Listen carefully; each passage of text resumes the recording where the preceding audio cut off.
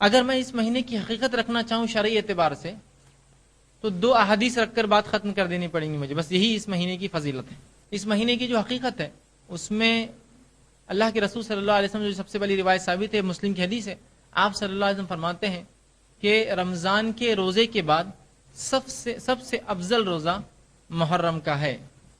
یہ تھی اس مہینے کی پہلی فضیلت۔ دوسرا، آپ صلی اللہ علیہ وسلم نے اس مہینے کے اندر جو ہے ہمیں جو ہے روزے رکھنے کا حکم دیا، بالخصوص 10 تاریخ کا روزہ۔ آپ صلی اللہ علیہ وسلم جب مکے سے مدینہ آئے تو آپ نے دیکھا کہ یہودی روزہ رکھتے ہیں۔ آپ نے تحقیقات کی کیوں یہ رکھتے ہیں، پتہ چلا کہ ان کا یہ عقیدہ تھا کہ آج کے روز اللہ رب العزت نے موسیٰ علیہ السلام کو فرعون سے نجات دی اور بنی اسرائیل کو فرعونیوں سے نجات دی، اور آپ نکل کر جو ہے سینا میں پہنچ گئے۔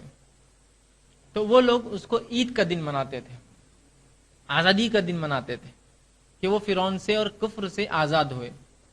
جب آپ صلی اللہ علیہ وسلم کی بات پتہ چلی تو آپ نے کہا کہ ان کے بنسبت موسیٰ سے ہم زیادہ قریب ہیں۔ انہوں نے تو لفظی طور سے کہہ دیا کہ وہ ایمان لائے موسیٰ پہ، لیکن اعمال کے اعتبار سے تو انہوں نے کافی کچھ بدل چکے تھے۔ ہم زیادہ قریب ہیں موسیٰ سے، لہٰذا ہم بھی روزہ رکھیں گے۔ لیکن یہودیوں کی مخالفت میں ہم جو ہے 2 روزے رکھیں گے۔ یہودی ایک رکھتے تھے، وہ تھا 10 کا روزہ، شکرانے کا۔ ہم 2 رکھیں گے، ایک پہلے یا ایک بعد میں، مطلب 9-10 یا 10-11 کا۔ بس اس مہینے کی یہ 2 ہی فضیلتیں ثابت ہے، اور دونوں ہی مسلم کی روایتیں، دونوں ہی صحیح ہیں۔ بس یہ تھی اس مہینے کی حقیقت اور اس مہینے کی فضیلت۔ تیسری اس مہینے کی جو فضیلت ہے بہرحال وہ یہ ہے، بلکہ سب سے اول ہے، وہ یہ ہے کہ یہ اللہ کے نزدیک محترم مہینوں میں سے ایک مہینہ ہے۔ اللہ رب العزت نے قرآن میں فرمایا کہ اللہ سبحانہ تعالیٰ نے جب سے زمین و آسمان کی پیدائش کی تب سے اللہ کے نزدیک مہینوں کی گنتی 12 ہے، اور اس میں 4 مہینے حرمت والے ہیں۔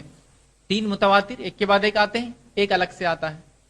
3 کون کون سے آتے ہیں؟ ذی القعدہ، ذی الحجہ، محرم، تینوں ایک کے بعد ایک، اور ایک جو آتا ہے وہ آتا ہے رجب۔